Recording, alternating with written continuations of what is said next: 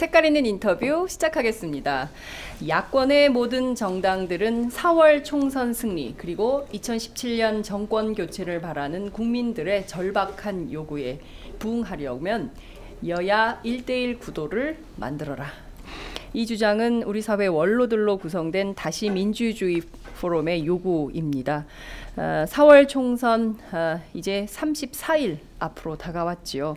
오늘 스튜디오에는 다시 민주주의 포럼의 공동대표를 맡고 계신 두 분 선생님께서 나오셨습니다. 한완상 전 부총리 나와 계십니다. 어서 오세요. 안녕하세요. 네, 이만열 숙명여대 명예교수님 나오셨습니다. 어서 오세요. 네, 저희가 오늘은 두 어르신을 모시고 이번 총선 야권의 역할에 대해서 자세한 말씀을 좀 들어보도록 하겠습니다. 두 분 선생님, 저희 팟짱에 처음 인터뷰세요. 그렇죠. 예. 네, 한완상 장관께서는 오마이뉴스 인터뷰에 종종 응해주셨지만 저희가 이렇게 그 생방송으로 하는 TV 프로그램 출연은 처음이세요. 맞습니다. 지금 이렇게 보시면 카메라가 제법 큰 카메라가 3대가 이렇게 위치해 있습니다. 저 3대의 카메라는 오마이 TV, 유튜브, 유스트림, 아프리카 TV 이렇게 4개의 채널로 동시에 생방송이 되고 있고요. 이 앞에 보시면 작은 핸드폰 하나 있습니다. 이거 한번 봐주십시오. 이 작은 핸드폰 이걸로는 페이스북 생중계가 되고 있습니다. 그러니까 모두 5개 채널로 저희가 동시에 저희가 좀 이렇게 쭉 꼽아봤더니요. 지난 2012년 총선 대선 전국에서 저희 방송을 봤던 당시에는 이제 대선 올레라는 걸 했었고요. 또 총선 버스라는 프로그램을 했었는데 그때 119개국 저희가 최근에 봤더니 120개국에 계신 해외 동포들까지 저희 방송을 시청해주고 계십니다. 그러니까 지금 저희가 하고 있는 이 방송이 전 세계 120개국으로 지금 생중계가 동시에 되고 있다는 사실입니다. 여러분 지금 어디서 보고 계십니까? 지금 보고 계시는 곳 알려주시고요. 응원 댓글 메시지 보내주시면 또 질문지 보내주시면 제가 즉각 바로바로 소개해 올리도록 하겠습니다. 재밌죠? 재밌는 게 아니라 겁나네. 겁나세요? 저희가 이렇게 기술의 발달, 디지털 미디어 시대에 소통할 수 있는 모든 수단을 다 동원해서 국민과 만나는 채널을 만들고 있습니다. 적극적으로 이 채널을 활용해서 어떻게 하면 가급적 직접 민주주의를 실현할 수 있는지 그런 것들을 저희가 실험해 보고 있다라는 말씀을 좀 드리겠습니다. 디지털 프로그램에 네. 아날로그 세대를 갖다 앉혀놓은 게 영 어색합니다. 아닙니다. 그래서 아마 시청자들께서 재밌어 하실 것 같습니다. 그동안 이제 젊은 정치인들이 많이 나왔었는데요. 아마 저희 팟짱에 초대되신 인물 가운데 최고령 두 분을 모신 것 같습니다. 여하튼 오늘 재밌게 한번 얘기를 해보도록 하겠습니다. 우선 두 분 선생님들 제가 이제 양력을 쭉 살펴봤더니 한완상 장관께서는 1936년생으로 네이버 검색에 나오더라고요. 맞습니까? 맞습니다. 예. 그리고 이만열 교수님은 38년생으로 네, 나오더라고요. 네. 그러니까 두 분 모두 일제시대 때 태어나셔서 한국전쟁, 산업화, 민주화를 겪어서 지금 이 사회를 쭉 통찰해 오고 계십니다. 특히 이명박 박근혜 정권 들어서 우리 사회 보수화가 너무 심각하게 진행되는 거 아니냐 이런 걱정과 우려, 탄식을 많이 보내주셨는데요. 좀 어떠십니까? 지금 이 시기를 어떻게 한국 사회를 어떻게 조망하고 계신지 우선 한완상 장관님께 먼저 말씀을 좀 듣겠습니다. 예, 우리 장 선생께서 지금 현재 국민들이 1대1 구도로 총선을 임해달라 그랬는데 네. 이게 원로들이 주축이 되지만 원로만이 원하는 게 아니고요. 민주주의를 바라는 모든 국민들, 특히 지난 8년 동안 민주주의가 벼랑 끝에 몰려서 떨어질 것 같은 염려를 하는 모든 국민들이 1대1 구도로 원한다는 걸 이제 말씀드리고 네. 지난 3년간 혹은 지난 8년간 우리 한국의 정치 현실을 총체적으로 보면 한마디로 참담합니다. 우선 3년 전에 이제 이 정부가 출범했을 때 네. 그 전 이명박 정부가 상당히 많이 실패했기 때문에 이명박 정부를 반면교사로 삼고 네. 또 박근혜 대통령 당선자가 아버지의 역사적 실패와 또 장점을 다 고려해서 그 벤치마크 한다면은 성공한 대통령이 될 것이다 이렇게 기대를 했습니다. 네. 그런데 이제 3년 지난 이 현 시점에서 보면은 참담하거든요. 왜? 몇 가지 이유가 있습니다. 네. 첫째는 경제 민주화를 그 야당보다도 선제적으로 활용해서 당선되셨다고 볼 수 있는데 네. 당선되시고 나서 그 거대한 시장에 갑질하는 세력들이 요구하는 정책을 주로 시행하다 보니까 경제민주화는 뒤로 밀려버리고 말았죠. 네. 그러니까 줄푸세 이것만 한 겁니다. 그러니까 이 빈부격차가 심하게 되죠. 네. 청년 실업이 심하게 되죠. 또 노인들의 절망한 노인들의 자살률도 OECD에서 최고죠. 이런 형편이고 청년들이 헬 코리아라 그럽니다. 헬조선. 헬조선 그러니까 이게 뭐 지옥이죠. 지옥. 예. 둘째로 이게 정치 민주화도 굉장히 후퇴를 했습니다. 뭐 최근에 테러 방지법 같은 거 보면은 국민 감시법이라고 해도 이게 별 볼이 없거든요. 우리 네. 이야기하면서 내가 이야기하겠지만은 네. 조지 오웰의 소설에 나오는 1984년에 빅브러더가 이제 등장한 것 같은 기분이 듭니다. 빅브라더. 예, 이젠 뭐 스마트폰도 뭐 웬만한 거 다 이렇게 감시할 수 있는 그런 법적 장치가 생겼으니까요. 네. 게다가 결정적인 것이 정치 민주화가 훼손되는 결정적인 한 가지 사건을 이야기하라 그러면 우리 이만열 교수께서 자세히 말씀하시겠지만 국정교과서 채택을 하려고 하고 있는 네. 것이죠. 네. 이는 이제 어릴 때부터 국민의 사고를 국가가 일정한 방식으로 영향을 주겠다는 이야기거든요.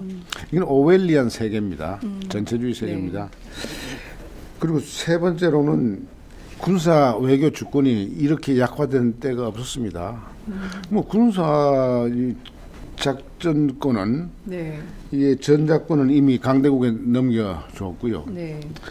한 120년 전에는 강대국이 고래고 우리가 새우였는데 최근 우리의 한반도 평화와 이 비핵화 문제를 미국과 중국 외상들이 모여서 우리 완전히 제껴놓고 이야기하는 거 보니까 지난 20, 30년 동안 새우에서 돌고래까지 됐는데 아이고. 고래 중에 제일 영리한 모양은 몸은 작거나 됐는데 하루아침에 다시 새우로 떨어졌구나. 네.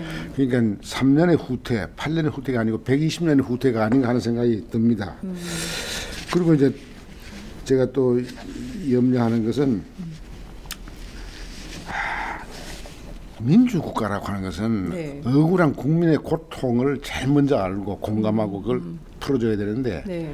2014년 4월 16일 세월호를 보니까 국가에 갑질하는 세력과 시장에 갑질하는 세력이 결탁해서 네. 300명 이상의 사람들이 탄 이 배를 침몰시킨 거나 마찬가지입니다. 침몰시킨 거나 마찬가지. 왜냐하면 구조적으로 네. 두 갑들이 부패 사슬을 만들어 가지고 네. 수입해서는 안 되는 낡은 배를 가져오고 거기에다가 정축하게 하고 예.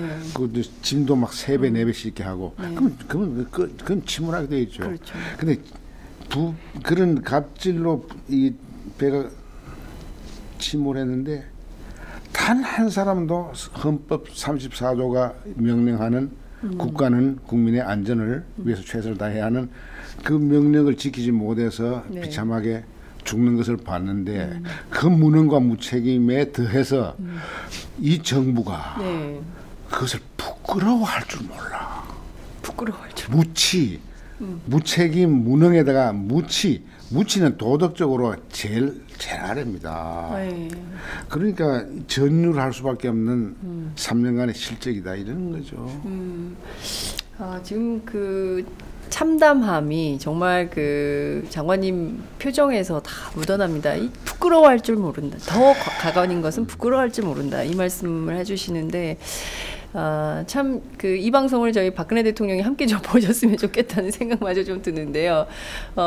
이만열 교수님은 좀 어떻게 평가하십니까? 예, 우선 사회자께 좀 부탁을 드리고 싶은데요. 네. 아까 말씀을 하시면서 해방 이후에 한국의 발전을 산업화, 민주화 네. 이런 식으로 말씀을 하셨는데 그 듣기에 따라서는 그 산업화가 민주화를 이루었다는 식으로 해석될 소지가 많이 있습니다. 네. 그렇기 때문에 그 사회자와 같은 그 영향력이 큰 분들이 그런 용어를 사용하실 적에 민주화와 산업화 이렇게 꼭 해줬으면 좋겠습니다. 네, 그렇게 왜 하겠습니다. 그러냐면은 한국의 산업화는 그 산업화를 통해서 민주화가 이루어진 것이 아닙니다. 오히려 네. 민주화를 통해서 산업화가 이루어졌습니다. 1894년에 동학혁명, 1919년에 기미 3.1 혁명, 그리고 해방 이후에 4.19 혁명, 그리고 5.18, 그리고 87년에 6월 혁명. 그 과정에서 산업화가 이루어졌습니다. 민주화를 통해서 산업화가 이루어졌다는 말입니다. 왜 그러냐? 민주화는 인간의 자유를 보장합니다. 창의성을 보장합니다. 때문에 자유와 창의성이 없는 곳에 산업화가 있을 수가 없습니다. 네. 북한을 보십시오. 북한은 1970년까지는 우리보다 뭐 산업이 좀 나아졌다 그래요. 그 72년 7.4 공동성명이 나올 때가 남북이 경제적으로 거의 동등한 때에 갔다고 이렇게 얘기를 하고 있습니다. 그런데 북한이 저 독재를 하는 바람에 더 이상 발전을 할 수가 없었습니다. 좋은 증자가 거기에서 보이는 거거든요. 네. 우리는 어려운 자유당 정권 하에서 그 독재 정권 하에서 그걸 뚫고 나온 것이 4.19 혁명입니다. 4.19 혁명을 통해서 인간의 자유와 창의성, 그 힘이 유신을 뚫고 나갈 수 있는, 이길 수 있는 그 힘을 또 그런 과정에서 사실은 산업화가 이루어졌다고. 그래서 우리 장생같이 영향력이 큰 분들은 꼭 먼저 네. 민주화와 산업화 이렇게 좀 정리를 해 주셨으면 좋겠다 하는 부탁을 먼저 드리고요. 네. 그 다음에 이 시대를 어떻게 보느냐, 그렇게 할 때 흔히 민주정부 10년을 잃어버린 10년이라고 이렇게 말했지만은 저는 이명박 정권과 박근혜 정권 3년, 이건 잊어버릴 수밖에 없는 정권이다. 우리 역사에서. 역사를 공부하는 사람이니까 전 그렇게 얘기하고 싶습니다. 무식하고 무능하고 무치한 그런 정권이다 라고 하는, 또 무신 하나 더 붙이면 신뢰가 없는 정권이다. 이건 약속을 지키지 않는다는 점에서도 그렇지만은 이들이 약속을 지키지 않음으로써 자기들이 하는 정책에 대해서 국민들에게 신뢰를 줄 수가 없습니다. 그렇기 때문에 국민들이 흔쾌하게 따를 수가 없습니다. 신뢰가 없는 정권은 그럴 수밖에 없습니다. 지금도 가령 테러 방지법, 사이버 테러 방지법 하면서 뭘 어디서 뭐 데이터를 내놓고 있습니다. 네. 그게 얼마나 신뢰를 할 수가 있느냐, 믿을 수가 없다는 거죠. 두 번째 이 정권을, 세 번째로 이 정권을 규정할 적에 저는 대화와 설명이 없는 정권이다. 대통령 기자회견 보십시오. 네. 그게 어디 대화를 통한 기자회견이 아닙니다. 대통령이 그렇게 하지 않으니까 각 정부의 장관들도 자기의 정책을 기자들이나 국민에게 소상하게 설명하지를 않습니다. 네. 대화가 없다는 것이죠.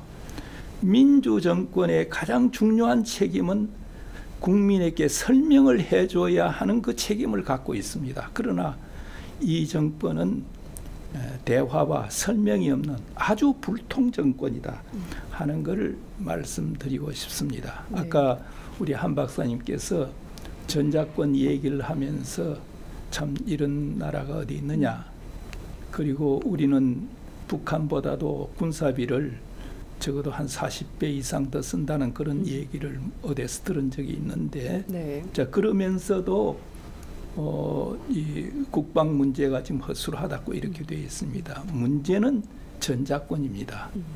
전작권, 노무현 대통령이 그걸 깊이 알고 2012년에 회수하도록 되어 있었는데, 이명박 정권 들어와서 3년을 연장시키고 박근혜 정권 들어와서 그걸 무한정으로 연장을 시켜버렸습니다. 나라가 이렇게 있고 국군이 60만 이상이 되지만은 전작권 없는 국군, 그건 참 국방력의 가장 중요한 요소를 잃어버린 그런 정권입니다. 그러고 보니까 우리가 북한을 상대로 해서 얘기할 때도 그만큼 힘이 없어지는 거죠.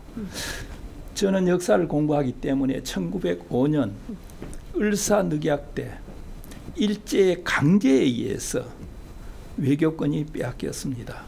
그랬을 적에 우리가 역사에서 외교권 그 참 일본에 양보하는데 그 앞장섰던 뭐 억지로 그렇게 된 거죠. 이완용 등 5사람을 을사오적이라고 합니다. 네.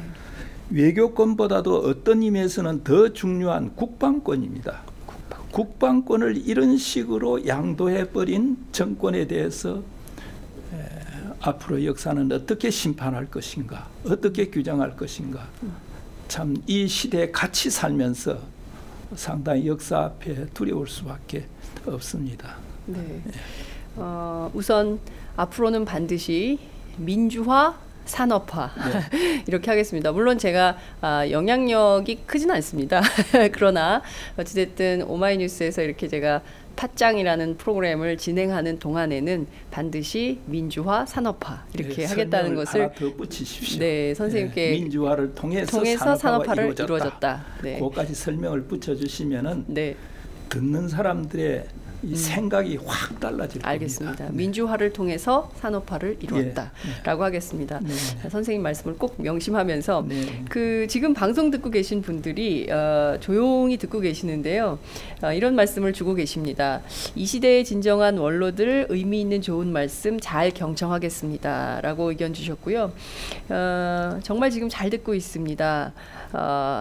교수님 맞습니다. 독점 경제 가 문제입니다. 이제 산업화도 과제라고 생각합니다. 이렇게 의견 주신 분도 계십니다. 이렇게 말씀해 주시는 어른들이 계시다는 것만으로도 감사합니다. 이런 의견 주신 분도 계시고요. 설명이 없는 국가 정말 맞는 말씀, 옳으신 말씀입니다. 이런 의견 주고 계십니다. 계속해서 이어가도록 하겠습니다. 지금 굉장히 많은 문제들이 있기 때문에 도대체 어디서부터 어떻게 얘기를 이어가야 될지 알 수가 없다 정도입니다. 지금 박근혜 정부가 올해 국정 4년 차로 돌입을 했고요. 앞서 그 장관님 지적해 주신 대로 꼬박 3년을 임기를 지내온 정부입니다. 지난 3년의 국정 운영은 좀 어떻게 평가를 하십니까? 장관님 먼저 해주시죠. 예, 지금 우리 두 사람이 이야기한 게 이제 지난 3년간의 이제 총체적인 참담한 결과에 대해서 이야기를 했는데, 네. 거기에 보태서 말씀드린다고 한다면은 이 점을 제가 좀 이야기하고 싶어요. 최근에 그 테러 방지법이라든지 사이버 방지법 같은 게 만약 법제화 된다면은 테러 방지법은 통과됐으니까 이제 그런데요. 사이버 그 테러 방지법까지도 되면은 우리 전화 쓰는 게 이게 자유롭지 않을 겁니다. 네. 무슨 전화를 쓰든 간에 디지털이든지 아날로그든지. 이게 뭘 의미하느냐면은 그 세계적으로 유명한 그 조지 오웰이 쓴 1894년이라는 게 있잖아요. 네. 1894년이라고 하는 그 끔찍스러운 국가가 총체적으로 국민의 살림을 통제하는 시대를 우화적으로 오웰이 영국의 작가가 이제 했는데, 그 소설을 보면요, 언어의 도착이 심각합니다. 이를테면 국가기구로서 사랑성이라는 게 있습니다. 사랑성이 주로 뭐를 하냐면 고문을 합니다. 국가의 진리성이라고 하는 게 있습니다. 진리성이 진리를 말하는 게 아니고 진리를 왜곡하고 진리를 뒤집어서 거짓말하는 겁니다. 또 풍요성이라고 하는 경제성이 있는데 거기는 노동을 착취하는 일을 합니다. 그러면서 그것을 일반 국민들에게는 정상적인 것으로 받아들이도록 국가가 통제를 하거든요. 그러면 이 국가가 부엌이나 침실까지 들어오고 우리 의식까지 잠까지도 들어온단 말이죠. 토탈 컨트롤이죠. 이제 저는 최근에 그 사이버 방지법 이제 자기들 또 이제 집권 그 국회의장한테 압력을 넣어서 그걸 또 집권 상정해서 통과시키려고 하는 것 같은데 네. 제가 참 염려하는 것은 이런 무서운 오웰리안 전체주의가 오고 있는데 한국의 지식인들도 그 무시무시한 괴물이 오는 것에 대한 그 두려움이라든지 방법이 없고요. 굉장히 안일하게 생각하고 소위 정치인들은 오히려 오웰리안 세계를 환영하고 있고요. 집권당은. 그럼 그것을 견제해야 할 야당은 뭘 하느냐. 야당은 그 견제할 생각도 못하고 진짜 이게 선명 창조적인 대안 정책을 내려 야당인지를 묻고 싶은 생각이에요. 네. 그런데 더 만화스러운 것은 더 참 웃기는 비극은 뭐냐면 그런 야당들끼리 이 서로 사이가 안 좋아가지고 예. 튀쳐나가면서 그 튀쳐나가는 그 담론이 네. 이론이 뭐냐면은 저 사람들은 굉장히 패권주의를 간다. 네. 진짜 패권주의는 오웰리안 세계가 오는 건데 그렇게 다투면서 오늘 이 행태를 보면은 이게 야당이라고 하는 사람들이 정말 선명 창조적인 정책 대안을 내면서 싸우지 못하는 그거에 대한 반성이 없어요. 지금 더민주당도 네. 그 점에 있어서 차이가 없어요. 다만 이렇게 말합니다. 나간 국민의당 사람들이 더누리당 보고 낡은 진보라 그러는데 낡은 진보. 예. 진보를 낚지 않습니다. 진보 이상 이를테면 자유, 네. 평등, 네. 정의, 평화, 소통 이런 가치는 다 진보적인 가치입니다. 이 가치는 1000년 전이나 500년 전이나 200년 전이나 지금이나 다 감동을 줍니다. 다만 뭐가 감동을 안 주냐면 그 가치를 담지하고 실천하려고 하는 사람들이 네. 초기는 신선했는데 늙으니까 네. 뭐 희미해졌단 말이죠. 그러면 진보 가치가 낡아지는 게 아니고 진보 인사들이 늙어지는 거예요. 늙어지는 진보. 예. 그래서 오늘 보니까 더민주당에서 그 몇 사람을 탈락시켰는데 네, 컷오프 2차 컷오프 탈락시켰는데 있었습니다. 보니까요. 내가 보니까 아직도 진보적인 가치에 충실하려고 하다가 언어가 좀 덕스럽지 못하고 네. 막말로 오인된다고 생각하는 사람을 잘라버렸는데 네. 이거는 껍데기를 보고 본질을 보지 못하고 겉모습의 잘못을 잘라낸다고 하는 것이 본질을 자르는 것 같은 느낌이 들어요. 뭐 저는 이제 사실 더민주당하고 이게 국민정당이 이게 네. 이제 연대하기를 바라기 위해서 이게 포럼을 시작한 사람 중에 하나인데요. 네. 이런 거 보면서 제가 슬픈 것은 오웰리안의 전체주의가 무섭게 국정교과서 이런 걸 채택을 두고서 또 테러 방지법 통해서 사이버 테러 방지법 통해서 오고 있는데 네. 이거를 견제해야 할 야당까지도 한심하다 이거야. 네. 그러니까 한심할수록 그 약화된 힘을 모아야 돼요. 네. 이제 뭐 우리가 집권당에는 난 별로 기대를 안 하니까요. 뭐 말 안 하겠습니다만은 네. 좀 야당 좀 정신 차리고 좀 잘해줬으면 좋겠어요. 네. 교수님은 좀 어떻게 보십니까? 예, 3년간 제가 보기에는 뭐 기억나는 게 별로 없습니다. 단지 뭐 사고의 연속이었다. 사고의 연속이었다. 예. 뭐 그 중에 대표적인 것이 2년 전에 있었던 그 세월호 사건. 예. 처리를 전혀 하지를 못했습니다. 지금 집권당은 그걸 덮으려고 하고 있습니다. 정부도 마찬가지입니다. 메르스 사태 우왕좌왕 갈팡질팡했습니다. 이런 사고의 연속 속에서 그걸 처리할 능력이 과연 우리 정부에 있느냐 상당히 중요한 시험대에 올랐고 그 시험대에서 별로 합격한 것 같질 않습니다.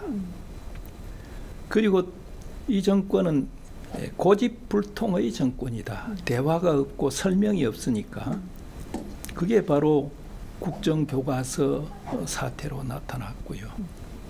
자, 국사학계에서 그만큼 반대를 하고 국민들이 그만큼 반대를 하면은 거기에 귀를 기울여야 합니다. 네.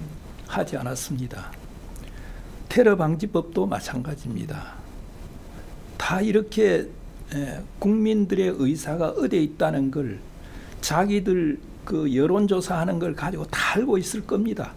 그럼에도 불구하고 고집불통으로 나갔습니다. 저는 국민에 기반하지 아니한 정부나 국가 얼마나 힘이 있겠느냐. 옛날 참 군주 시대, 봉건 시대에도 사람들이 그렇게 말했습니다. 천자는 왕은 인민, 백성을 하늘로 삼아야 된다. 그런 말을 했습니다. 다시 말하면 백성의 뜻을 받들어야 된다. 백성의 의사가 어디에 있는지 그걸 존중해야 한다 하는 그런 것이었는데 이 정권은 이 불통 정권에 대화가 없고 설명이 없는 정권이기 때문에 그걸 하지 못하고 있습니다. 국민을 이렇게 누르고 국민의 의사를 이렇게 무시하고 또 반영하지 않을 때 그 결과가 어떻게 될 것인지 상당히 저는 두렵게 생각합니다. 네. 오히려 이 정권이 그런 의사소통, 설명 그리고 백성의 그런 의사를 존중하는 거기에 어떤 활로가 있지 않을까 생각하는데 그것을 정말 기대할 수 있을지 걱정입니다. 지금 실제로 임기 2년도 안 남은 박근혜 정부에서 기대할 수 있는 것이 별로 없다. 이런 말씀을. 별로 없다기보다는 SNS상에 떠도는 걸로는 제발 그냥 가만히 있었으면 좋겠다. 뭘 한다 하지 말고 가만히 있었으면 좋겠다.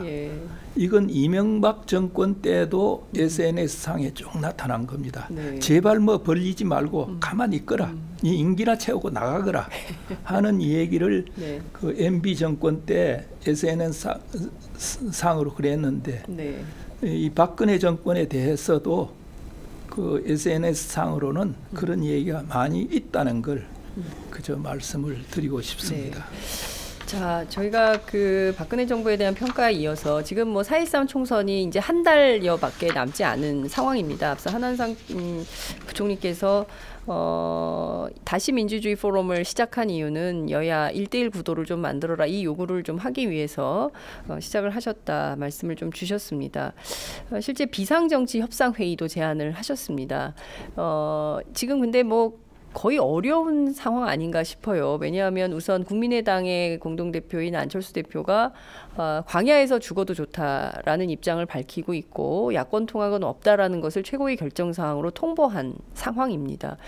또 김종인 대표의 경우에도 저렇게 안철수 대표가 뭐 안 하겠다 그러면 어떨 도리가 없는 거 아니냐 이제 이렇게 물러선 상황인데 문제는 도처에 널린 이런 현안들 뭐 국가안보 이슈에서부터 민생 현안까지 너무나 많은 이슈들이 있고 이 문제를 해결하려면 어찌됐든 야권이 좀 힘을 가져야 될 텐데 어떤 해법이 있을까요? 장관님 말씀을 좀 해주십시오. 그 해법을 찾으려면요 지금 상황이 절박하다는 걸 알아야 됩니다. 절박하지 않으면 해결책을 안 찾죠. 왜 절박하냐면은 만약 이번 총선에서 집권당이 180석 이상을 얻는다면은 어떻게 되느냐면 첫째 국회 선진화법은 무효화가 되고요. 그럼 국회 선진화법이 없으면은 이 국회는 소위 국회 내의 전체주의적인 그 패권주의로 갈 겁니다. 센 사람들이 다 밀고 나가겠죠. 사실 패권주의는 그런 겁니다. 그리고 겁나는 것은 지금 집권 세력이 이 국민들이 잘 모르시는 것 같아요. 항상 그 일본의 자민당 영구 집권을 부러워했습니다. 아, 새누리당이요. 그렇죠. 왜냐하면 그게 연성 파시즘이거든요. 연성 파시즘. 예, 그 연성 때문에 그 1억 2천만 일본 국민들도 그게 저 영구 집권이 뭐 잘못된 걸로 생각하지 않고 뭐 민주주의라고 착각할 정도로 그 받아들였죠. 그러니까 얼마나 통치하기 좋습니까? 연성 파시즘은 깡성 파시즘은 무솔리니나 이제 히틀러 같은 것이니까 그건 역사의 저항과 국민들의 저항을 받는데 그것을 벤치마크 하고 싶어 하니까 180석이 되면은 나는 그걸로 갈 개연성이 높다고 봅니다. 그렇게 절박하다고 생각하면요. 예. 우리는 벼랑 끝에 서 있는 기분이 들죠. 둘째로 이게 왜 절박하냐면은 제가 우리 나이 세대가 민주화를 위해서 그렇게 뭐 힘쓴 거 있다고 자랑을 할 수가 없지만은 그런 캄캄한 시대를 지나면서 받았던 고난 같은 거 이것을 나는 우리 손주 세대에 물려주고 싶지 않아요. 우리로서 끝나고 역사는 발전해서 우리 세대 우리 손자 세대는 좀 더 자유롭고 더 정의롭고 더 평화스러운 조국 땅에 살도록 해주고 싶어요. 죽기 전에. 네. 그러니까 이런 절박한 실존적인 그 때문에 이제 1대1 구도를 만드는데요. 지금 보면은 1대1 구도라는 게 사실 야당끼리 이야기 아닙니까, 그죠? 네. 근데 이제 정의당은 그건 동의하는 것 같은데 이제 더민주당하고 이제 국민의당이 남았잖아요. 그렇습니다. 근데 국민의당의 대표 중에 한 사람은 뭐 통하면 죽어도 안 된다 하니까 그건 물 건너가는 것 같습니다. 네. 그러면 남아 있는 이슈가 뭐냐면은 야당 간의 연대입니다. 네. 정책 연대 혹은 후보 단일화. 근데 후보 단일화는 이게 가능성이 있다고 보는 게요. 네. 수도권 중심의 후보들은 어느 야당이든 간에 절박합니다. 1%에서 3% 차이로 당락이 결정되는 경우에 둘이 다 나가서 가지고서 참패하거든요. 참패하면은 정말 영구 집권을 꾀할 것 같은 정당이 뭐 압승할 수가 있죠. 그걸 막아야죠. 그러니까 지금 이 현 단계에서는 연대를 어떻게 하느냐. 이를 위해서 나는 더민주의 대표인 김종인 씨가 국민의당 대표인 안철수 씨를 당장 오늘 만나라 이거죠.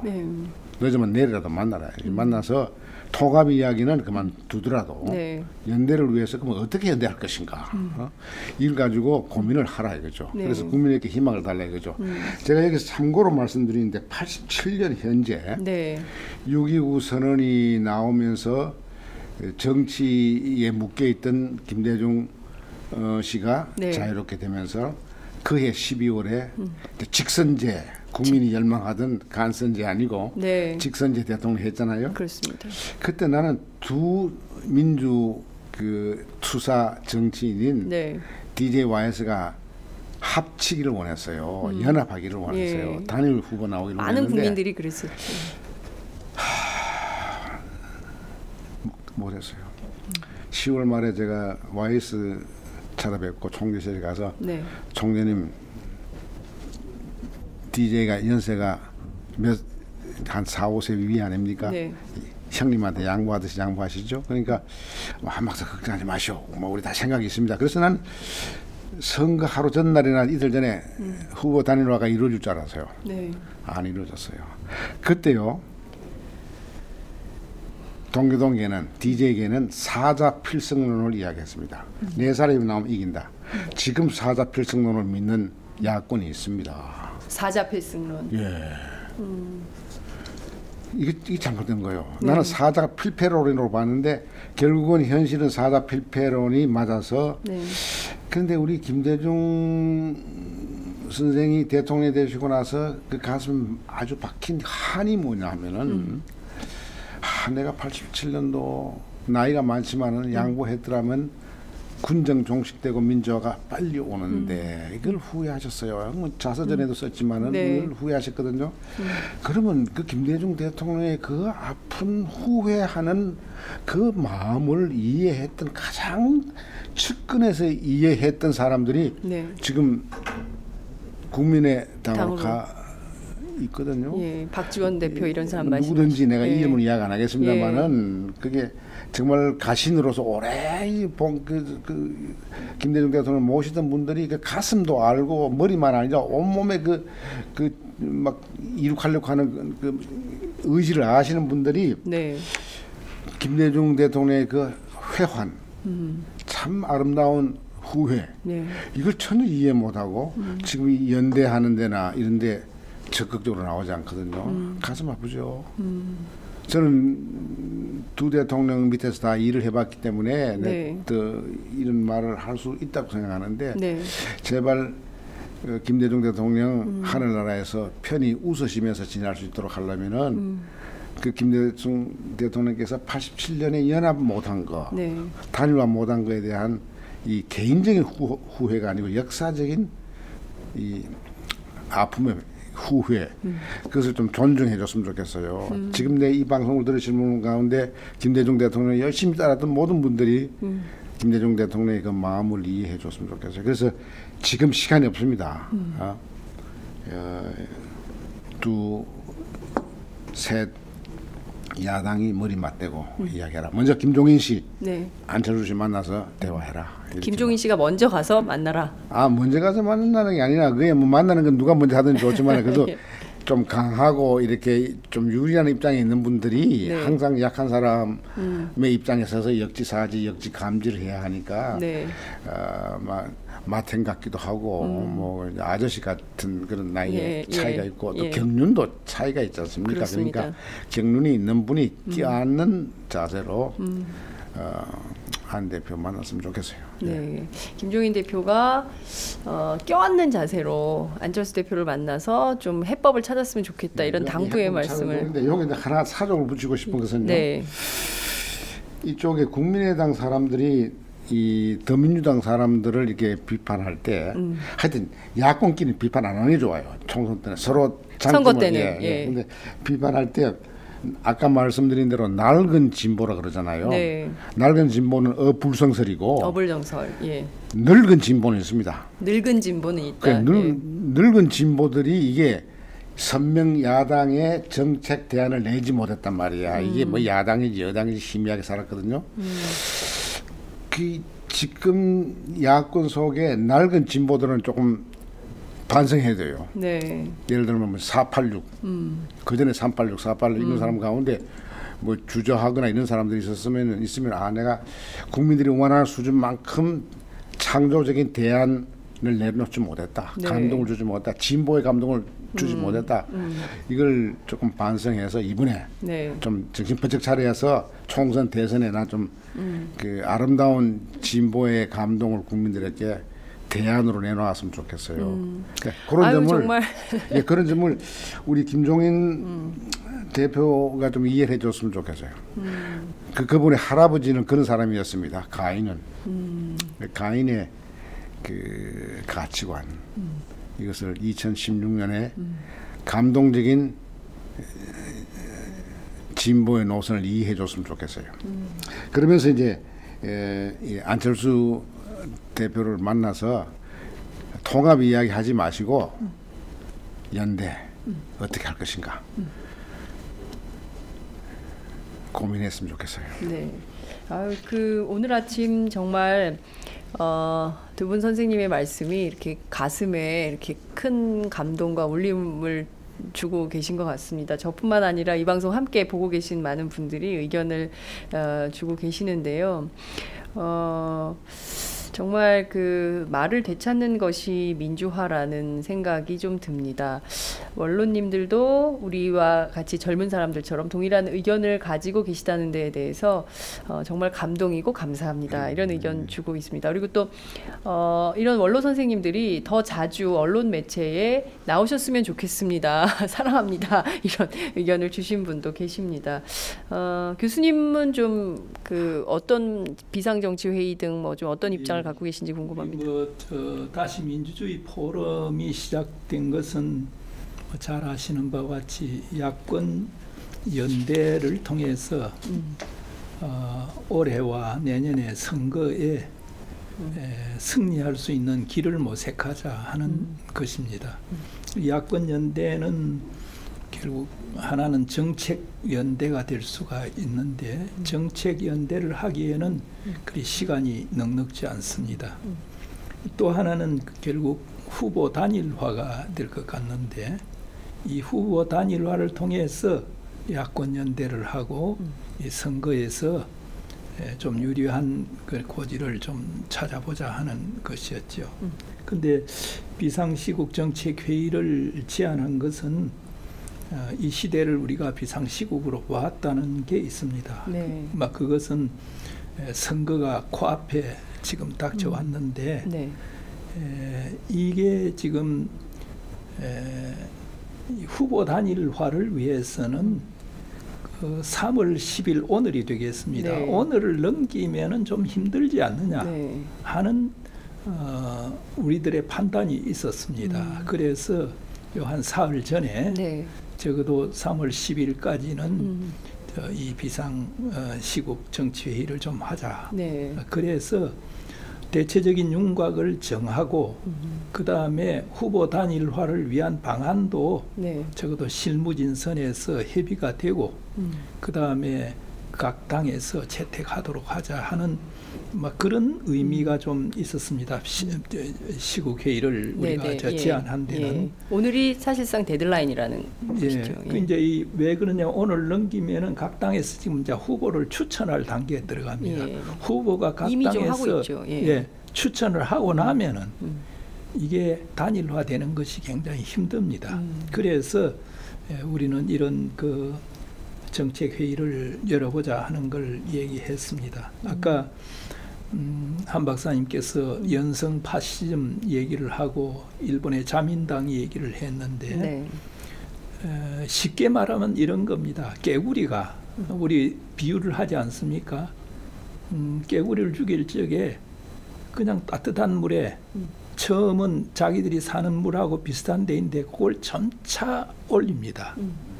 올려도 그걸 느끼지를 못한다는 거죠. 결국 나중에 뜨거운 물에 죽고 말거든요. 연성 파시즘이 그런 겁니다. 처음부터 파시즘을 가지고 나오지를 않습니다. 처음부터 유신 독재 가지고 나오질 않습니다. 점차 도를 높여가는 거죠. 수위를 높여가는 그런데 그런데 그 안에 있는 분들은 그걸 깨닫지를 못하는 거죠.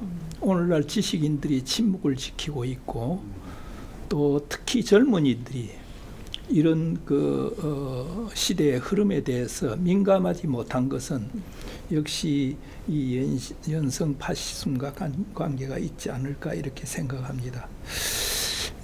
이 선거에서 새누리당과 네. 또 친정부 여론이 예상하는 대로 예를 들면 180석 이상 이렇게 새누리당이 여당이 획득할 경우에 어떻게 되겠느냐 우리 한 박사님께서 잘 말씀을 해주셨기 때문에 더 이상 말씀을 하지 않겠습니다. 정부 여당은 지금 나라를 위한다는 그런 명분을 내세우고 사실은 이 정적을 제거한다든지 국민을 억누르기 위한 혹독한 그런 법들을 제정을 하고 있습니다. 테러 방지법, 사이버 테러 방지법 이것이 대표적인 것이라고 생각합니다.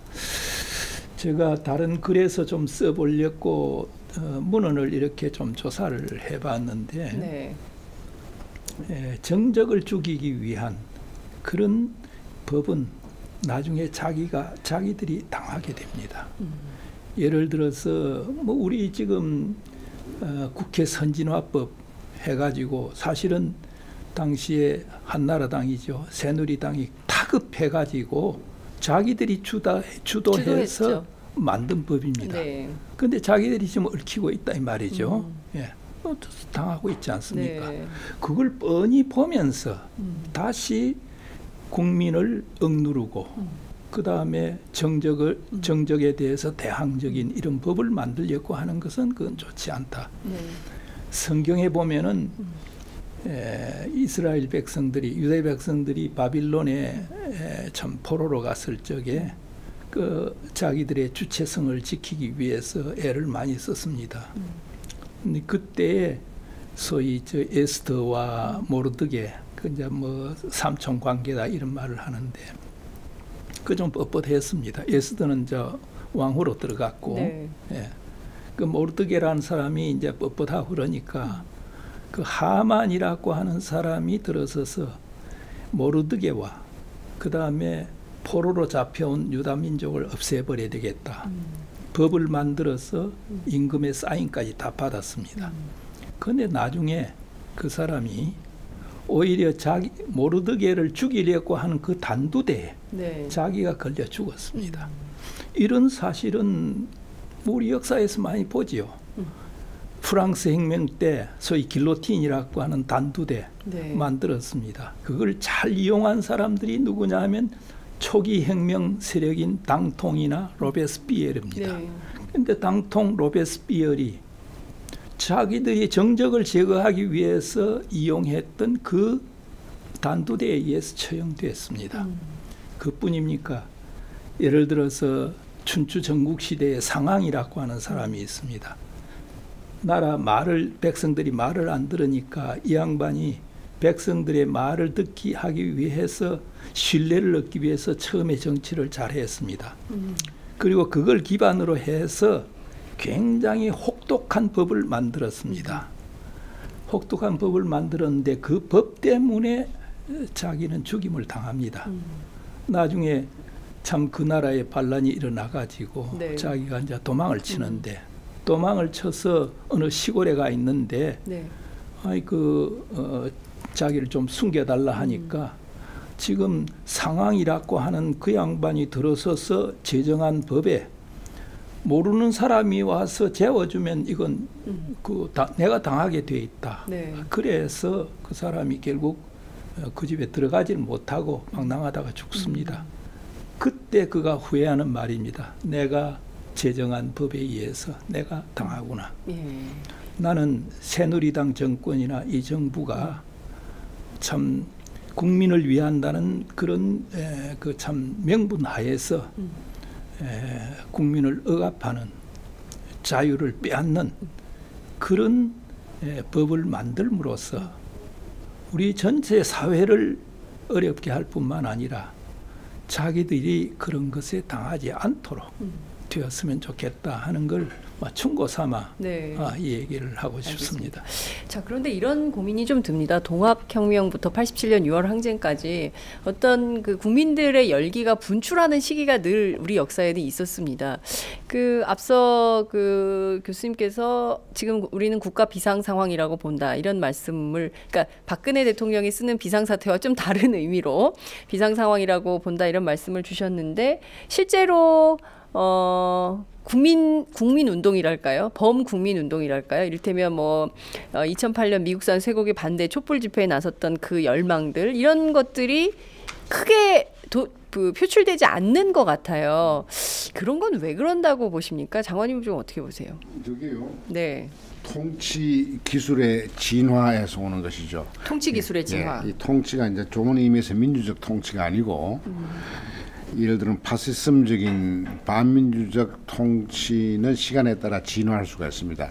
아까 우리가 연성 파시즘 이야기했죠. 강성 파시즘은 국민의 저항을 받으니까 저항을 몸으로 아프게 느끼는 사람들이 뭉쳐가지고 이제 저항을 할 수 있는데 연성 파시즘 경우에는 아까 우리 이 박사 이야기한 대로 깨구리 같이 그렇게 모르고 이제 하거든요. 근데 이걸 다른 말로 말하면 이렇습니다. 연성이 갖는 것은 늘 미소를 짓고 부드럽게 이야기합니다. 미소 짓고 부드럽게. 네, 그러니까 1984년 그 소설 보면은 빅브라더라고 하는 것은 중간에서 모든 걸 다 감시를 하잖아요. 감시를 하는데 사실 21세기는 빅브라더가 등장하기 좋은 게 CCTV가 골목마다 있고 하니까 이게 독재자가 들어오면 무섭게 이걸 통제할 수가 있습니다. 근데 요즘 민주화가 그만큼 또 발달되고 또 쉽게 올라가니까 히틀러 얼굴 가지고 스탈린 얼굴 가지고는 안 됩니다. 웃어야 돼요. 부드러운 웃음을 웃어야 되는데 이게 이런 것이죠. 만약 빅브러더가 뿔 달리고 얼굴이 빨갛고 일본의 오니같이 혹은 무서운 사탄같이 오면은 그걸 미리 알고 방비를 하고 달아나거나 하는데 웃으면서 오는 천사는 이거 거부하기가 힘들어요. 그 연성 파시즘의 전조 조건이 부드러운 어느 도착을 한단 말이야. 네. 그러니까 어느 사랑하기 때문에 사랑성이 고문을 하는 거죠. 국가 이름을 빌리든지 뭐를 빌리든지. 그러니까 지난 한 그 8년 혹은 또 지난 우리 일정한 기간 동안에 국민들이 이 연성에 쏘아 넘어갔죠. 이게 네. 이데올로기적인 언어 통제가 굉장히 교묘하게 진화한 겁니다. 네. 그러니까 저는 항상 그렇게 생각합니다. 이게 웃으면서 오는 천사처럼 다가오는 악마는 이거 피할 길이 없는 거예요. 그럴 때 필요한 게 뭐냐면은 꿰뚫려 보는 통찰력을 가진 예언자. 네. 그러니까 근데 예언자는 때로 거친 말도 합니다. 들판에서 네. 나오니까 네. 들판에서 욕심을 다 털어내고 외롭게 진리를 이야기하니까 거칠게 말하죠. 뭐 네. 회개하라. 네. 아니면 뭐 나무가 뿌리에 도끼가 있다. 뭐 이런 네. 거라든지 이 독사의 새끼들아 이렇게도 말할 수도 있고 해치란 무덤 예. 같으니 예. 이렇게도 말할 수 있습니다. 네. 그건 그렇게 말씀하는 그 예언자들이나 훌륭하신 분들이 그 지금 질문하신 장생이 질문하신 대로 왜 국민적인 저항이 안 일어나느냐? 안 일어나도록 진화하는 이 파시즘의 그게 먹혀 들어간 거죠. 그러니까 항상 깨어 있는 백성, 함수 선생이 말씀하시는 대로 생각하는 CR들이 필요한 거죠. 제 식으로 말하면 소위 대자적 민중이 필요한 것이죠. 대자적 민중. 예, 예. 옛날 제가 이제 예. 그러니까 요즘 지식인들이나 이 정치인들 속에 그런 분들 보기가 힘들고요. 심지어 종교인들 가운데서도 그런 분들 보기가 어렵습니다. 네. 요즘. 아유 예. 정말 아유 이게 참 그 걱정이 정말 많은 국민들이 나라 걱정을 하지만 정작 나서는 분은 많지 그렇죠, 않고 그렇죠. 또 외치는 분들도 많지 않고 뭐 이런 우리 이만열 상황인데요. 선생 같은 사람 똑똑한데 예. 이 어른은 아주 보수적인 기독교 교단에 속했는데 네. 이렇게 깨어 있어서 가르쳐 주잖아요. 감사죠. 네. 이런 분이 많지 않습니다. 네. 교수님 왜 그런다고 보십니까? 지금 그 부총리께서 이런 진단을 해주셨는데요. 사실 그 CCTV 같은 걸 예를 들어보면은 CCTV는 범죄를 막겠다 하고 여러 군데 설치를 했습니다. 네. 근데 그거를 악용을 하려면은 다른 사람을 감시하는 국민을 감시하는 기구로 되어 버립니다. 네. 그러니까 이건 다시 말하면은 집권자들이 민주적인 사고를 하지 않을 때 과학 기기들이 모두 오히려 감시의 기구로 전락이 되어 버리는 거죠. 그러니까 각처에 자기를 감시하는 이런 것들이 많이 있던 지금 뭐 테러 방지법에 나오는 거라든지 사이버 테러 방지법에서 얘기하고 있는 네. 그 언론의 통제 같은 그 국민의 자유 의사를 방해하려고 한다는 뭐 이런 것들이 사실은 명분과는 달리 네. 이렇게 전용이 된다는 이게 국민운동이 일어나지 않는 그 원인 가운데 하나라고 생각합니다. 이런 것들이 많아지면은 요즘 참 좋은 표현을 합디다마는 사람들이 또 지식인들이 자기 검열부터 합니다. 자기 검열을 하게 되면은 이거 걸리지 않을까? 그런 생각을 하게 되면은 예언자적인 소리가 나올 수가 없습니다. 우선 그거 하나 들 수가 있고요. 그 다음에 언론 자유를 빙자해 가지고 사실은 교묘하게 여론을 조작하는 수단이 너무 참 발전이 돼 있습니다. 네. 지금 우리 오마이뉴스야 전혀 그렇지 않겠습니다만은 다른 가령 그 종편이라든지 네. 이런 걸 보면은 그들이 언론 자유를 위해서 언론 자유를 향유하는 듯하면서 네. 교묘하게 언론을 왜곡시키고 있고 그 다음에 한쪽으로 몰아주는 이런 걸 볼 수 있습니다. 그런 상황 속에서 참 그걸 직시하면서 깨어있는 국민으로서 거기에 저항을 한다든지 네. 비판을 한다든지 하는 게 쉽지 않다는 겁니다. 그다음에 전 셋째로 정부가 중요한 참 그걸 한다고 생각하는데 결국 통치자가 갖고 있는 큰 권한이 난 두 개라고 생각합니다. 네. 하나는 인사권이고 하나는 재정권입니다. 예. 인사권을 통해서 자기에게 필요한 사람들을 전부 다 심어놓습니다. 그게 결국 낙하산이라고 하는 걸로 나타나는데 네. 옛날 우리가 참 역사를 공부하면서 돈을 주고 그 다음에 관직을 산다. 매관매직이라는 네. 말을 하죠. 예, 예. 사실 매관매직도 그냥 돈 주고 그 자리를 바로 사는 건 아닙니다. 돈이 있는 사람이 그 당시에 실권자에게 돈을 계속 그러니까 뭘 이제 상납을 하는 거죠. 네. 그러고 난 뒤에 자리가 한 자리 났을 적에 임명을 받는 거죠. 나는 뭐 민주사회에서 어쩔 수 없다고 생각하지만은 선거를 치르고 난 뒤에 선거 캠프에서 일했던 사람을 그 능력도 맞지 않고 네. 또 적재적소도 네. 아니고 한 사람을 심는다 말이죠. 그게 현대판 매관매직이라고 생각합니다. 현대판 매관매직이다. 예. 이거 우리 고치지 않으면 안 됩니다. 예. 알겠습니다. 캠프에 들어가는 사람들도 예를 들면 내가 이 사람의 정책에 찬성한다든지 네. 이 사람이 인품에 감동했다. 그래서 내가 도운다.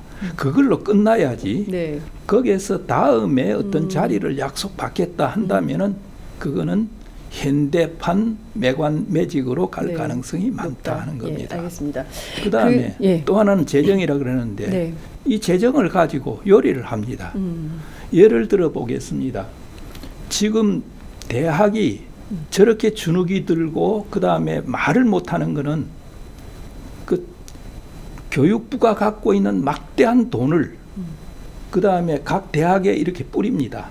물론 명분이야 다 서 있죠. 네.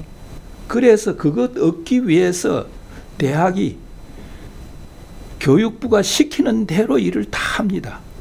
그러다 보니까 정말 거기에서 지성인다운 소리라든지 대학 전체가 교육부의 그러한 잘못된 정책에 대해서 저항하는 것이 없습니다. 그런데 국회에서 왜 그렇게 그런 많은 돈을 교육부가 재량껏 할 수 있도록 돈을 주는지 도무지 난 이해가 가지 않습니다. 우리 옆에 좀 한완상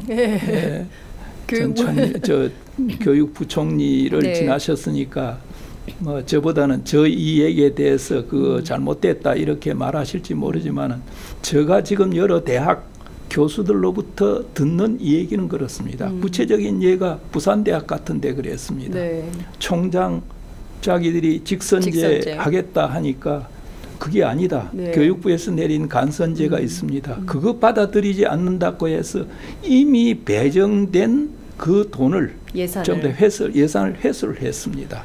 네. 뿐만 아니라 각 사립대학 같은 데도 무슨 뭐 아이템을 주어가지고 뭐 하면은 준다. 이 사실은 말 잘 들으면 주고 말 잘 듣지 않으면 안 주겠다는 겁니다. 이거 가지고 지금 대학을 컨트롤하고 있습니다. 대학 지도층을 그렇게 하고 있으니까 거기에서 자라나는 학생들도 장학금 문제라든지 이런 전체를 두고 그 다음에 이 빠른 소리라든지 이런 걸 하기 힘들지 않나. 그렇군요. 그리고 사회 전체가 물론 뭐 젊은 사람들이 지금 취직하기도 힘들고 스펙 쌓는 이것 때문에 사회의 공동선에 대해서 관심이 적어지는 것도 있지만은 이런 사회 전체적인 분위기와 저는 관계 있다. 교육 방침 이것과도 밀접한 관련이 있다 하는 얘기를 이러기 때문에 젊은이들이 움직이지 않으니까 국민운동이 일어나기가 힘들게 되어 있습니다. 그 대신 어느 쪽인지 모르지만 어느 쪽으로부터 지원을 받는 소위 어버이연합 같은 그런 단체들이 마치 여론을 주도하는 것처럼 사회가 아주 변질돼 가고 있다 하는 것도 지적하고 싶습니다. 네. 지금 말씀해주신 여러 말씀들 가운데 제일 심각한 게 역시 통제, 감시 이런 것들이 많기 때문에 국민들이 쉽사리 국민운동에 나서기 매우 어려운 이런 상황이다. 그 가운데 그래도 다시민주주의 포럼이 이런 발판을 마련해 주시니까 이 발판 어르신들을 좀 믿고 많은 국민들이 좀 함께 참여해서 좀 새로운 대한민국을 만들기 위한 노력을 좀 했으면 좋겠다 이런 말씀을 좀 드리고 싶습니다. 시간이 다 됐는데 제가 꼭 이 얘기는 원래 오늘 교과서 얘기도 좀 하고 그래야 되는데 시간이 너무 흘러가지고요. 짤막하게 제가 한한상 장관님께 꼭 여쭙고 싶은 게 있습니다. 뭐냐면 지금 앞서 이제 1:1 단일화 구도 말씀을 해주셨는데요. 수도권의 경우에는 초박빙 지역이 굉장히 많습니다. 5% 이내에서 초박빙 지역이 많은데 서로 이제 나뉘면 안 된다는 생각이 너무 강한 것이죠. 그러니까 그 87년 DJ와 YS 때처럼 지금 그 형편에 놓인 동네가 너무 많은 거예요. 서로 양보하지 않으려고 합니다. 그러니까 누가 강제하지 않으면 양보하기 어려운 이런 구도가 도처에 널려 있는데, 자, 다시민주주의 포럼에서는 좀 어떤 그 정치권이 이제 당부하는 수준으로 그칠지 아니면 직접 행동에 좀 나서서 활동을 하실지 좀 전 그것도 좀 궁금한데 어떤 계획을 갖고 계신지 좀 궁금합니다. 예, 제가 어저께 서울에서 출마할 네. 그 국회의원 현직 국회의원입니다만은 그 전화를 받았습니다. 그래서 우리 그 다시민주주의 포럼에서 지금 추진하는 이것이 먹혀들어서 정말 후보 단일화가 이루어졌으면 좋겠다. 자기가 출마하는 그 지역에도 지금 둘로 나눠지는데 그러면 필패입니다. 네. 선생님 좀 도와주세요. 그래서 제가 대답이 뭐 밖에서 우리가 좀 노력합니다. 그런데 자체 내에서도 우리 김종인 대표가 적극 좀 나왔으면 좋겠다. 이 말씀했는데 자기들도 노력하겠다 그랬습니다. 지금 문제는 이제 지금 우리 장 선생 말씀하신 대로 아주 1~2%, 3~4%로 네. 당락이 결정되는 데가 많습니다. 우리 다시민주주의 포럼이 이야기 안 하더라도 그분들 자신이 절박해서 그 후보 단일화를 지역마다 특히 수도권에서는 서울에서는 그렇게 할 가능성이 많은데 제가 걱정하는 것은 예를 들어서 그럼 누가 양보하겠느냐 할 때 네. 이제 여론조사를 해보니까 그것도 막 10%, 20% 차이가 나면은 확실히 차이 나는 사람 그렇죠. 밀어주는 게 좋은데 여론조사 결과도 2~3%로 나오는 경우에 저걸 어떻게 하겠느냐. 그런 경우에 권위 있게 정말 사심 없이 공정하게 누가 양보하는 게 좋겠다라고 하는 그런 이야기를 할 수 있는 뭐가 있어야 되는데 이제 그런 것을 놓고 좀 시간이 없으니까 김종인 대표가 안철수 대표를 만나서 네. 그런 문제를 이 수도권 국한하더라도 빨리 논의를 시작하라는 것이죠. 예. 왜냐하면 그 두 분이 지금 가장 영향력이 있는 야권의 대표니까 네. 그분들이 하지 않고 시민사회에서 이렇게 하라 저렇게 하라면 잔소리하는 같이 또 들릴 수도 있고 그러니까 네. 그분들이 좀 주체적으로 나서서 연대의 구체적인 방안을 협의하면 좋겠고요.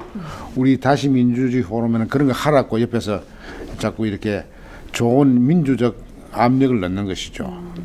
그렇군요. 예. 지금 좋은 민주적 압력, 그다음에 자체 내에서의 확실한 노력 이런 것들이 동시에 추진이 될 때 좀 가능성이 좀 커질 수 있을 것 같다 이런 말씀을 좀 드릴 수 있겠네요. 벌써 이제 정책 연대를 위해서 각 정당 이제 정책 의장들 네네. 오라 그랬는데 국민의당이 나올지 안 나올지 모르겠는데 뭐 안 나올 것 같기도 하고요. 그래요. 그러니까 이 방송을 들으시면은 꼭 나오세요. 꼭 나와 주시면 좋겠고요. 네. 안철수 대표께서 누구를 좀 보내주시면 좋겠고요. 예, 그 일을 위해서 우리 영향력 있는 김종인 대표가 좀 영향력을 네. 카리스마적인 영향이라고 하는 것은 항상 창조적으로 사용해야지 되지. 네. 카리스마를 잘못 쓰면 이게 악한 쪽으로 갈 수가 있습니다. 악한 쪽으로 갈 수 있습니다. 되게 카리스마를 부정적으로 또 많이 쓰니까요. 네. 히틀러의 카리스마 뭐 이렇게 말하니까 네. 민주적으로 잘 써주시기 바랍니다. 예. 네. 혹시 교수님께서 꼭 하시고 싶으신 말씀 있으면 한 말씀 부탁드립니다. 다 말씀하셨습니다만은 네. 김종인 대표께서 이런 두 가지 말씀을 했습니다. 하나는 수도권에서 가령 5% 내에 당락이 결정된 경우가 있다. 심지어는 더 적게는 300표에서 1,500표 네. 내에서 결정된 지난번 선거에서 그런 게 있었습니다. 이런 걸 때문에 연합해야 된다, 연대해야 된다 할 적에 그 몇 안 된다. 그런 것이 몇 안 된다 하는 그런 말씀을 하셨고 네. 또 하나는 결국 이렇게 각 당이 나와서 선거 운동을 하다 보면은 3월 말 4월 초가 되면은 우열이 가려질 것이다. 그때 되면은 자연히 양보할 거 양보하고 그렇게 되지 않겠느냐. 예, 뭐 상당히 그 낙관론에 대해서 네. 뭐 지도자로서 그런 낙관론을 가져야 되겠죠. 그러나 좀 아니하지 않나 하는 그런 생각. 오히려 이런 표면적으로 내세운 것 외에 네. 안으로는 더 치밀한 계산과 방안이 나왔으면 좋겠다. 물론 자기 입장에서는 이 이상의 지금 이 얘기를 할 수 없기 때문에 네. 이것만 얘기하겠지만은 그런 걸 좀 그건 결국 좀 더 안철수 대표라든지 이런 분들을 만나가지고 그 다음에 진지하게 토론이 되었으면 좋겠다는 겁니다. 호남 광주에서 그 낸 안 가운데 네. 호남에서는 뭐 국민의당과 이 더불어민주당이 경쟁을 하더라도 수도권에서는 연대를 해야 된다 하는 여기에 대해서 상당히 중요한 시사점을 주었다고 생각합니다. 이건 또 지금 각 지역에서 네. 이 시민단체들이 그 지역에 맞는 어떤 그 선거 방법이라 그럴까 연대 방법을 지금 모색을 하고 있습니다. 네. 하고 있기 때문에 이런데 각 당 지도부가 귀를 기울여 줬으면 좋겠다. 그리고 우리 시민단체로서는 이 선한 압력을 합리적으로 지속적으로 좀 이렇게 시행하는 것이 중요하다 하는 것도 말씀을 드리겠습니다. 네. 오늘 1시간 넘도록 지금 67분 11초 흐르고 있는데요. 저희가 두 분 선생님 모시고 정말 한국 정치 그리고 이 시대의 좌표에 대해서 한번 얘기를 나눠봤습니다. 많은 분들이 의견을 주셨습니다. 이 시대의 진정한 어르신들 존경합니다. 압축적으로 제가 한 개 정도만 소개를 해드리겠는데요. 너무 말씀 감사드리고요. 선거 국면에서 저희가 또 찾아뵙고 말씀을 듣는 기회를 마련하도록 하겠습니다. 결론으로 얘기하자면 지금 당장 김종인과 안철수가 만나라. 만나서 방법을 찾아라. 이런 두 말씀을 주신 걸로 정리하도록 하겠습니다. 오늘 말씀 정말 잘 들었습니다. 고맙습니다. 감사합니다. 수고하셨습니다. 네.